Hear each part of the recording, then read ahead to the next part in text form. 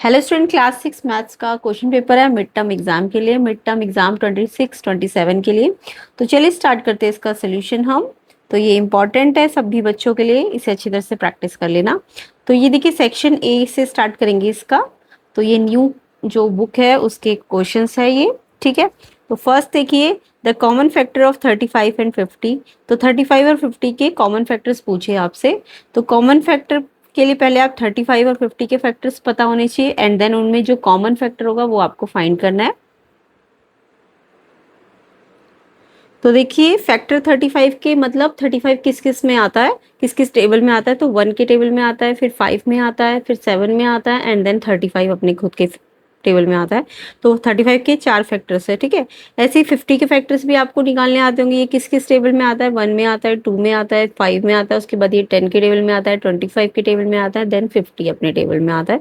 तो फैक्टर निकालने सबको आते होंगे, नहीं आते तो मैं किसी क्लास में आपको समझा दूंगी किसी वीडियो में, ठीक है। तो सारे फैक्टर्स हमने निकाल लिए, 35 के भी 50 के भी। अब दोनों में कॉमन फैक्टर क्या है, देखो 1 तो सबका कॉमन फैक्टर होता ही है, इसके अलावा 5 जो है जो दोनों में आ रहा है तो इसकी कॉमन फैक्टर 1 और 5 है।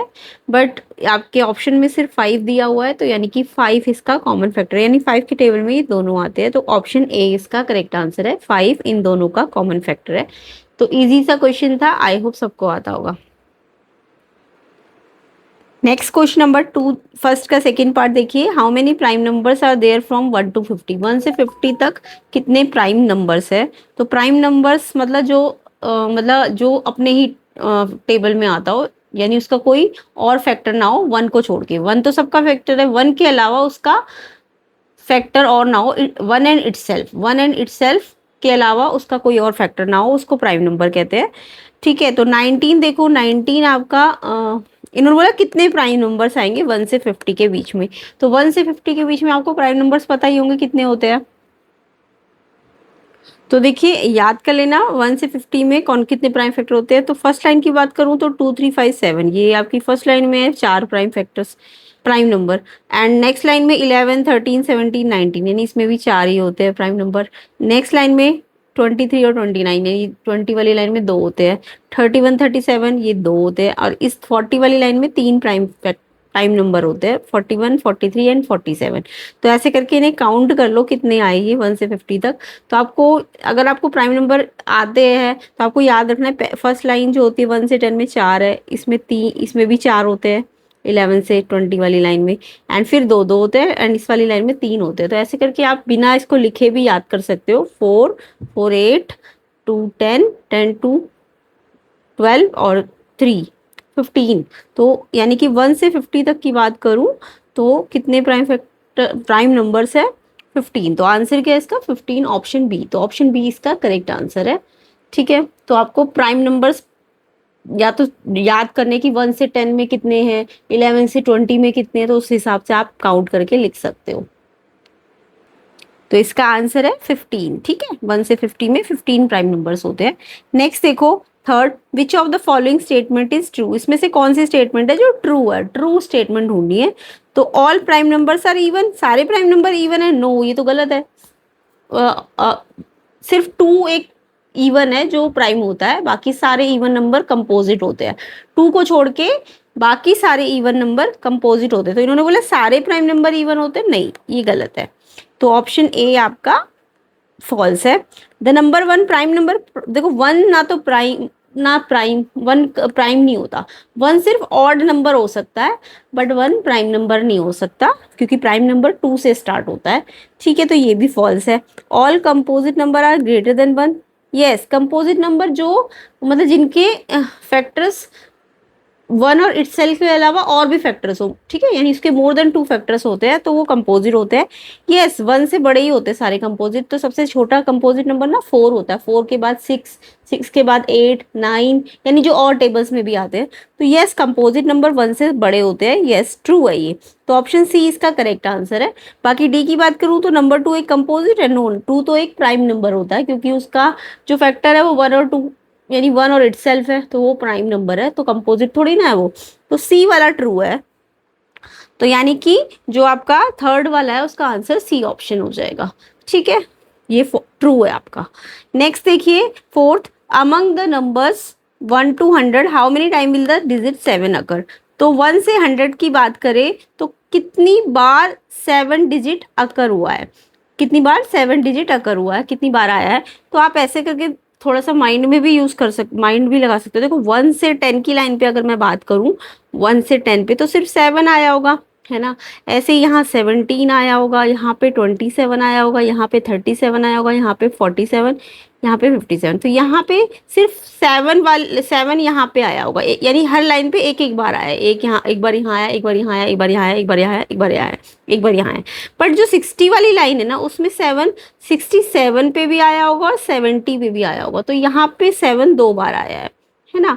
फिर 70 वाली लाइन पे तो बहुत ज्यादा बार आया, तो इसको आप काउंट कर लो, 1 2 3 4 5 6। देखो यहाँ 2 बार आया है 77 पे, तो 7 8 9 10 बार इस लाइन में आया है। और बाकी इस लाइन पे भी एक एक बार ही आया, 87 आया होगा और 97। तो एक एक बार वाले कितने हैं, 1 2 3 4 5 6 7 8, एक बार वाले 8 है।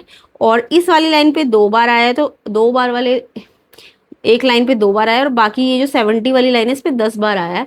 तो ऐसे करके 7 आपका 8 टू 10 10 20 टाइम्स आया होगा। ठीक है, ऐसे ही 7 के अलावा अगर ये 6 बोलते तो भी वो भी ऐसे ही होता, तो वो भी 20 टाइम्स आता है ना। तो यानी कि 20 टाइम्स आया है 7। ऑप्शन बी इसका करेक्ट है।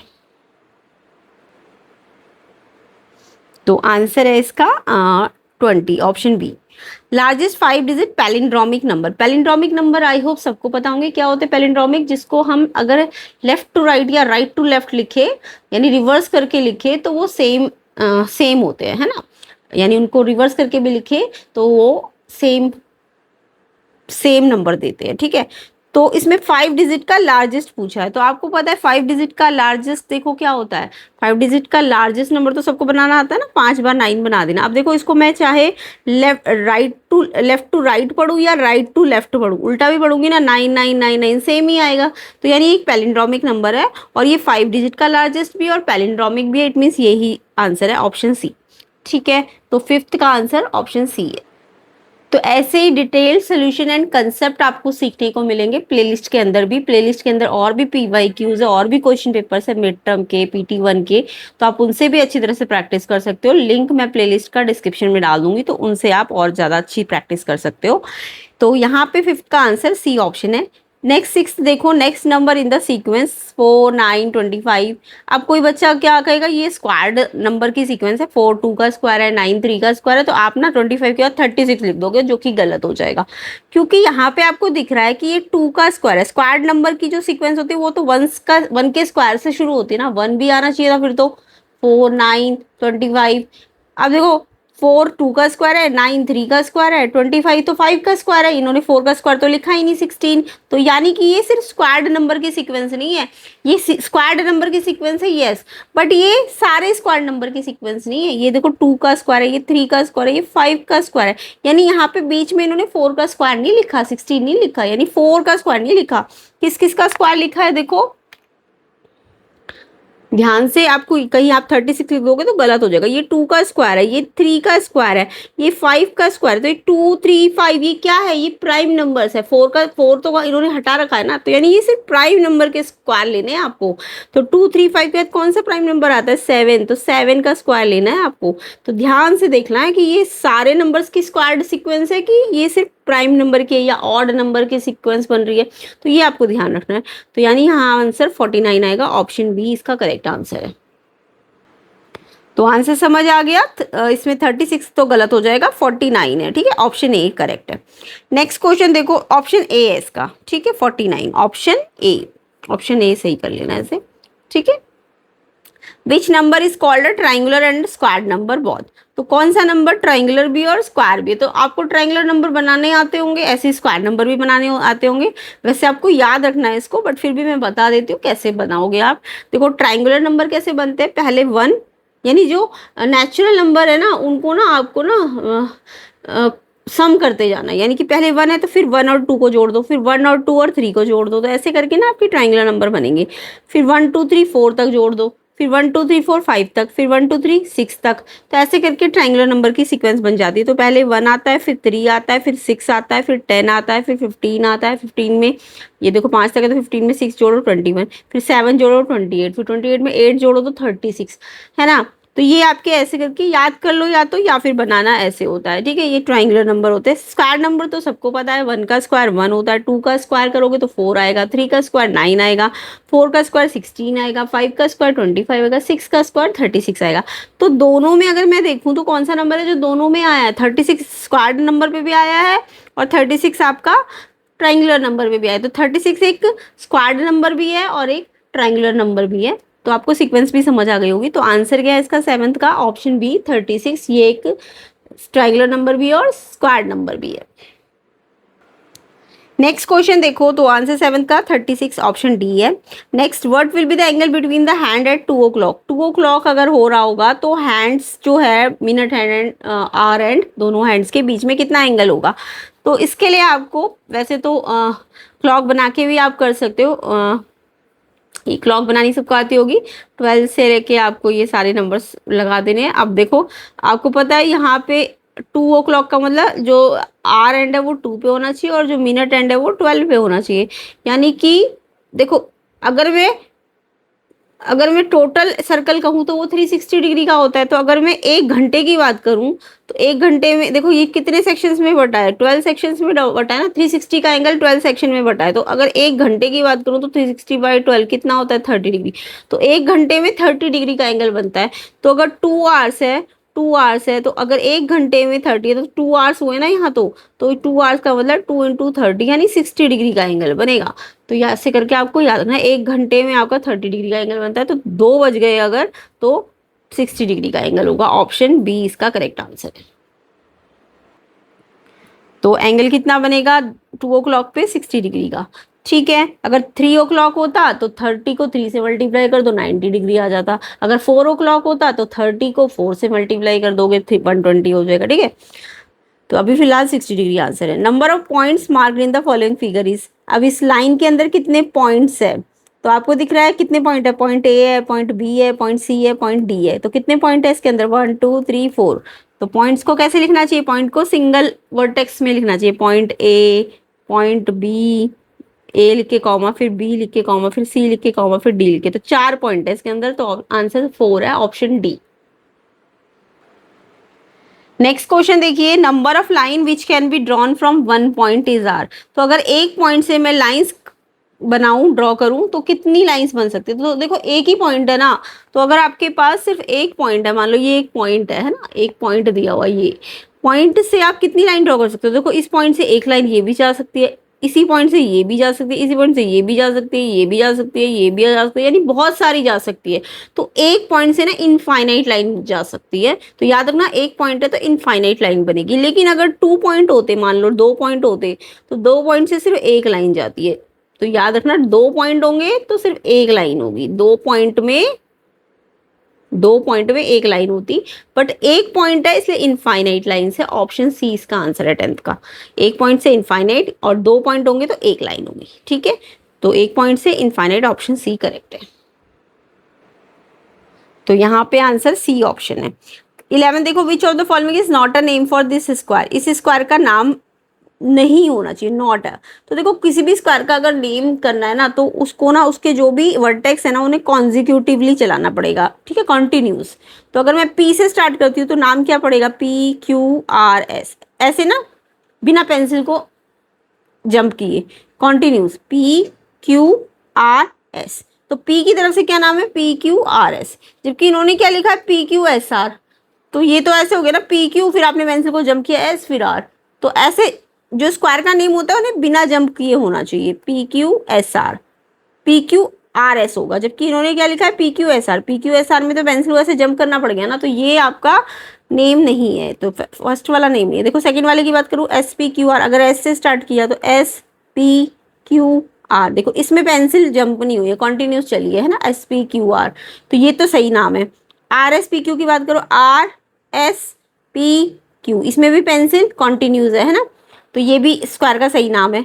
क्यू से स्टार्ट करो, क्यू आर एस पी, ये भी देखो इसमें पेंसिल को आपको जंप नहीं करना पड़ा QRSP पे, तो ये भी सही है, ये भी सही है, ये भी सही है। ये वाला जो है PQRS होना चाहिए था, लेकिन इन्होंने लिखा PQSR, तो इसमें पेंसिल जंप हुई है, इसलिए ये सही नाम नहीं है, ऑप्शन ए इसका, क्योंकि नॉट वाला पूछा था तो इसलिए ये वाला आंसर जो है नॉट अ स्क्वायर नेम। ठीक है, तो ये ए ऑप्शन इसका करेक्ट है। नेक्स्ट देखो 12th, what radius should be taken in the compass to get this half circle. तो कितनी रेडियस ली होगी कि ये सर्कल से ये हाफ सर्कल हमने बनाया होगा। तो देखो हाफ सर्कल में अगर ये हाफ सर्कल है तो इस AX जो है ना ये डायामीटर है, तो मेरे को तो रेडियस पूछिए क्वेश्चन में, तो ये डायामीटर AX आप निकाल सकते हो। अगर ये यहाँ से यहाँ तक देखो 8 है, तो आपको दिख रहा है डायमीटर 8 का हाफ है, या स्केल से आप इसको देख लेना इस लाइन को, ये अगर पूरा 8 है तो ये तो आधे पे बना हुआ है ना, ये जो डायमीटर है ये इस पूरी लाइन के हाफ के बराबर, तो 8 का हाफ करो 4, तो 4 तो डायमीटर आएगा, जबकि आपको रेडियस निकालनी है क्वेश्चन में। तो समझ आया, ये पूरा 8 है अगर, तो ये कितना होगा, ये यहाँ से यहाँ तक ये 4 होगा, तो जो डायमीटर AX है ना वो 8 का हाफ है यानी 4 सेंटीमीटर है। और रेडियस निकालनी है तो रेडियस डायमीटर का हाफ होती है, तो डायमीटर को 2 से डिवाइड करो, 4 का हाफ करो तो 2 सेंटीमीटर आपकी रेडियस आएगी। ऑप्शन डी इसका आंसर है। तो आई होप सबको समझ आ गया होगा। रेडियस पूछिए 2, अगर डायमीटर पूछते तो 4 होता, बट अभी 2 सेंटीमीटर इसका answer option D. Section B पे आते हैं। सेक्शन बी आपके 2 मार्क्स ईच क्वेश्चन है और इम्पॉर्टेंट है मिड टर्म के लिए। तो जिन बच्चों के मिड टर्म अभी नहीं हुए हैं या होने वाले हैं उनके लिए बहुत इंपॉर्टेंट है। ऑफिशियल आपका ये सैंपल पेपर है, तो इसे अच्छी तरह से आपको प्रैक्टिस करना है। ठीक है, तो सेकंड क्वेश्चन देखिए, right any 2 pair of twin prime. Twin prime के 2 पेयर बनाने हैं 11 से 20 के बीच में। तो ट्विन प्राइम क्या होते हैं, इनकी डेफिनेशन आपको याद कर लेनी है। ट्विन प्राइम क्या होते हैं, प्राइम नंबर हैविंग डिफरेंस 2, जिनका डिफरेंस 2 होता है, ऐसे प्राइम नंबर्स के pair of prime number having difference 2, जिसका डिफरेंस 2 होता है। ठीक है, तो 11 से 20 में ट्विन प्राइम के पेयर बनाओ। तो देखो अगर मैं 11 के बाद 13, देखो ये दोनों प्राइम नंबर भी है और इनका डिफरेंस अगर मैं निकालूँ ना 13 माइनस 11 करूँ तो 2 आएगा। तो दो प्राइम नंबर मतलब 2 प्राइम नंबर जिनका डिफरेंस 2 आए तो वो ट्विन प्राइम होते हैं, ये पेयर जो है ट्विन प्राइम है। ऐसे ही देखो अगर मैं 13 के बाद, आपको पता है 13 के बाद तो 17 आएगा ना प्राइम, 13 के बाद कौन सा प्राइम आता है 17, तो ये ट्विन प्राइम नहीं है क्योंकि इनके बीच का डिफरेंस 4 आ रहा है, तो ये नहीं है। अब 17 और 19 देखो इनका डिफरेंस, ये दोनों प्राइम नंबर भी है और इनका डिफरेंस भी कितना आ रहा है, 2 आ रहा है, तो इट मीन्स ये भी आपका ट्विन प्राइम है। तो ये 2 पेयर ट्विन प्राइम है। ठीक है, 2 प्राइम नंबर जिनका डिफरेंस 2 हो उनको ट्विन प्राइम कहते हैं। तो क्वेश्चन 2 का आंसर ये है। नेक्स्ट क्वेश्चन देखेंगे थर्ड का first, what is the smallest number whose digit sum is 14। ऐसा स्मॉलेस्ट नंबर बनाओ जिसका डिजिट सम 14 आ जाए। तो देखो स्मॉलेस्ट बोला है और डिजिट सम 14 भी लाना है, तो सबसे पहले स्मॉलेस्ट नंबर है तो मैं 2 डिजिट का कोशिश करती हूँ बनाने की। तो 2 डिजिट का अगर मैं बनाऊँ जिसका डिजिट सम 14 आए, तो 2 डिजिट में अगर देखो मैं स्मॉलेस्ट बनाना चाहती हूँ तो 1 अगर मैं लेती हूँ तो 1 के साथ मैं क्या ऐड करूँ, 2 डिजिट बनाना ना, तो 1 के साथ क्या ऐड करूँ कि 14 आ जाए। तो 1 के साथ तो 14 बनाने के लिए 13 चाहिए, तो वो 3 डिजिट पे चला जाएगा और 13 वैसे भी वो नहीं देगा ना, हमें 10 सेकेंड डिजिट पे 10 से कम ही लेना है, 10 नहीं लेना। तो 1 से तो पॉसिबल नहीं है। ऐसे 2 से बना के देखो, अगर ये 2 लेती हूँ तो यहाँ पे तो मैक्सिमम 9 ले सकती हूँ, तो 2 9 11 आएगा, तो वो भी नहीं बन सकता। 3 लो, 3 के साथ मैक्सिमम 9 लूंगी तो 12 आएगा। फिर 4 लो, 4 के साथ मैक्सिमम 9 लूंगी क्योंकि 10 नहीं ले सकते हो आप, 4 9 कितना आ जाएगा 13, तो वो भी नहीं आ रहा। तो 5 9 लोगे आप 2 डिजिट, क्योंकि स्मॉलेस्ट 2 डिजिट का ही बन पाएगा 14 सम करने के लिए। तो 5 के साथ 9 मैक्सिमम 9 ले सकते हैं, तो 5 पहले लेना है 9 बाद में लेना है, क्योंकि स्मॉलेस्ट बनाना है तो 5 पहले लेना पड़ेगा। 5 9 का टोटल करोगे ना 14 आ जाएगा। तो ये स्मॉलेस्ट नंबर है जिसका डिजिट सम यानी 5 और 9 को ऐड करूंगी तो 14 देगा। तो सबसे छोटा नंबर ये है जो 14 डिजिट सम देगा। नेक्स्ट इसका जो सेकेंड पार्ट है इसमें बोला what is the largest 5 digit number जिसका डिजिट सम 14 हो। अब की बार लार्जेस्ट 5 डिजिट बनाना है जिसका डिजिट सम 14 और 5 डिजिट होना चाहिए। तो देखो अगर स्मॉलेस्ट 59 बना है तो लार्जेस्ट में इसको रिवर्स कर दो, क्योंकि लार्जेस्ट में 9 पहले आएगा 5 बाद में आएगा, तो 95 आ जाएगा। और लास्ट 5 डिजिट बनानी है तो 3 0 बना दो, क्योंकि इन्होंने क्या बोला है लार्जेस्ट 5 डिजिट नंबर बोला है ना, और 14 भी लाना है, तो 9 और 5 से 14 आ गया, और बाकी जगहों पे 0 फिट कर दो, तो 5 डिजिट का बन जाएगा। तो ये सेकंड थर्ड का सेकंड पार्ट है, ठीक है। नेक्स्ट क्वेश्चन देखो, नेक्स्ट क्वेश्चन है check if the Collatz conjecture hold for the starting number 10। क्या कॉलेज कंजक्टर होल्ड होगा 10 के लिए, अगर स्टार्टिंग नंबर 10 लूँ तो। अब ये कॉलेज कंजक्टर क्या होता है, इसके लिए रूल है देखो, अगर नंबर इवन हुआ तो आपको उस नंबर को 2 से डिवाइड करना होता है, और अगर नंबर ऑड हुआ तो आपको 3n+1 लेना पड़ता है, ठीक है, समझ आया। और तब तक करना पड़ेगा ये स्टेप जब तक 1 ना आ जाए, तो ये कॉलेज कंजक्टर रूल है। अब देखो इसको करना कैसे है, तो सबसे पहले मेरा स्टार्टिंग नंबर 10 है, 10 कैसा है, इवन है, ओके। अब इवन है तो 2 से डिवाइड करना पड़ेगा इसको, तो 10 को 2 से डिवाइड किया, क्या मिला 5। 5 कैसा होता है, ऑड। ऑड के लिए क्या रूल बताया था, इवन के लिए मैंने कहा था 2 से डिवाइड करते हैं, n/2, और ऑड के लिए मैंने बताया था 3n+1 करते हैं, है ना। तो अब ऑड आ गया 5, तो n की जगह 5 रख दो, 3 × 5 15+1, 15+1 16 आ जाएगा। 16 कैसा आया, इवन। इवन के लिए रूल था कि 2 से डिवाइड करो, 8। फिर से 8 आया, 8 कैसा है, इवन। इवन के लिए रूल 2 से डिवाइड करो, 4। 4 कैसा है, इवन। इवन के लिए 2 से डिवाइड करना पड़ता है। फिर 2 आया, 2 भी इवन है, इवन के लिए 2 को 2 से डिवाइड करो, तो 1 आया, तो तब तक करना है, 1 आ गया, तो यस 1 आया है ना, तो इसलिए सीक्वेंस 1 तक आई है। तो इट मीन्स अगर 1 तक आई है तो यानी कि ये क्या कर रही है, the college conjuncture hold true for starting number 10, तो 10 के लिए कॉलेज कंजक्चर जो है वो ट्रू है, ओके। तो इस तरीके से ये करना होता है।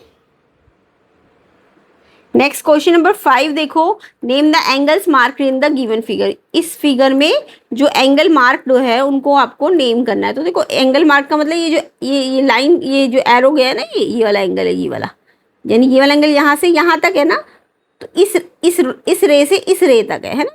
तो इसको नाम कैसे पढ़ोगे, बना किस पे, टी पे, तो टी बीच में आना चाहिए। टी को कहाँ लिखोगे, बीच में, जहाँ पे एंगल बनाओ ना वो जो लेटर है वो बीच में आना चाहिए। तो एंगल 3 लेटर से बनाना होता है, कितने लेटर से बनाना होता है, 3। तो जिस पे एंगल बना होता है, टी पे बना है, तो टी बीच में आना चाहिए। तो कैसे पढ़ोगे, इस वाले एंगल को, ये इस रे और इस रे से बना है ना, ये वाला छोटा वाला एंगल, तो RTQ, इसको टी बीच में लाना है, RTQ। तो पहले एंगल का नाम तो क्या है, देखो यहाँ से जो यहाँ तक है, इस रे से और इस रे पे, तो आर टी को बीच में लाना है, RTQ। टी को बीच में क्यों लाया, क्योंकि एंगल इसी पे बना है, RTQ। या फिर आप इसे ऐसे भी पढ़ सकते हो, QTR, या तो QTR पढ़ लो, या फिर आप इसको RTQ भी पढ़ सकते हो, ठीक है। फिर ऐसे ये बड़ा वाला एंगल देखो, ये किस, एक तो इस रे पे बना है और इस रे को लेके बना है। अब ये बना, ये भी टी पे ही बना है, तो टी बीच में लाना है, तो RTP, जिस पे बना है वो बीच में आना चाहिए, RTP। या फिर आप PTR भी बोल सकते हो, PTR भी बोल सकते हो, या तो ये बोल दो या ये बोल दो। तो ये 2 एंगल के नाम है, ठीक है। नेक्स्ट क्वेश्चन देखो, नेक्स्ट क्वेश्चन है विच एंगल इज ग्रेटर, कौन सा एंगल बड़ा है, XOY बड़ा है कि AOB। तो देखो XOY, ये XOY को देखो, XOY देखो, XOY का जो XOY है, देखो ये 90 से, देखो XOY OY रे पे है ना, तो ये जो XOY है ना आपका, ये देखो 90 से ज़्यादा बना है, क्योंकि ये रे इधर जा रही है और ये रे 90 का तो L पे जाना चाहिए, 90 से थोड़ा बाहर चली गई है।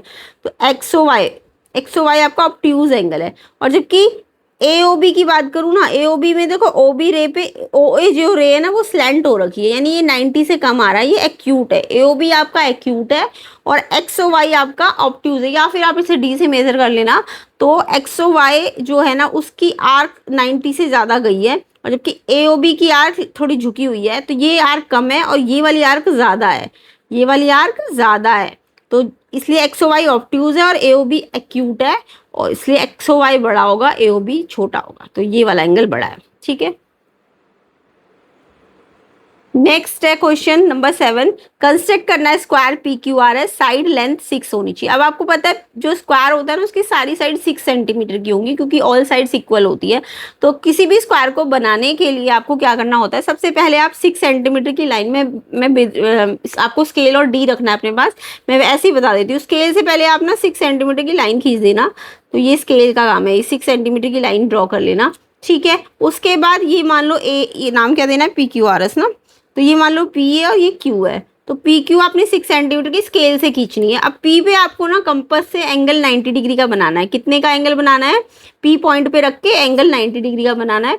ऐसे क्यू पॉइंट पे रख के भी आपको एंगल 90 डिग्री का ही बनाना है। ये आप डी और स्केल से बनाओगे। पहले स्केल से पी क्यू खींचना, फिर कंपास को अपना या प्रोटेक्टर को पी पे रख के एंगल 90 डिग्री का बनाना, इधर से भी 90 डिग्री का बनाना, और फिर पी पे अपना कंपास को खोलना 6 सेंटीमीटर तक, और पी पे रख के ना 6 सेंटीमीटर खोल के पी पे रख के उस पे आर्क लगा देना। यहाँ पी पे अपना कंपास का पॉइंट रखना और पेंसिल 6 सेंटीमीटर मतलब कंपास को 6 खोलना है और फिर आपको ऐसे करके आर्क लगा देनी है। ऐसे इधर क्यू पे भी रख के ये कंपास का पॉइंट इधर होना चाहिए, पेंसिल वाला यहाँ होना चाहिए, 6 खोल के 6 की आर्क लगा देनी है इस लाइन पे, ठीक है। और फिर ये जो दोनों आर्क आएंगे इनको मिला देना है।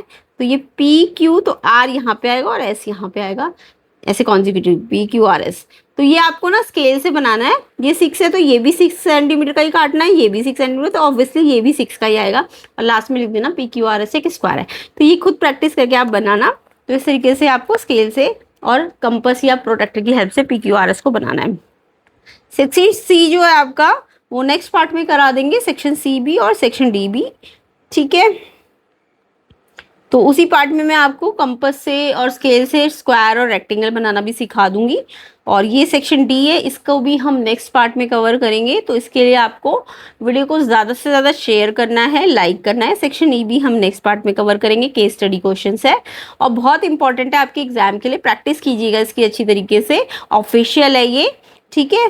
तो इम्पॉर्टेंट है, इसमें से को आपके क्वेश्चंस बन सकते हैं। और साथ ही साथ प्लेलिस्ट को भी करना, कम से कम 4 से 5 क्वेश्चन पेपर्स करेंगे, तब आपका अच्छी तरह से प्रैक्टिस भी हो जाएगा और आपके अच्छे मार्क्स भी आ जाएंगे। तो प्लेलिस्ट को और इसका जो नेक्स्ट पार्ट बनेगा उसका लिंक मैं डिस्क्रिप्शन में डालूंगी। तो प्लेलिस्ट को चेक कर लेना, लिंक को चेक कर लेना डिस्क्रिप्शन में, और वीडियो शेयर कर देना, लाइक कर देना। चैनल में नए हो तो चैनल को सब्सक्राइब भी कर देना।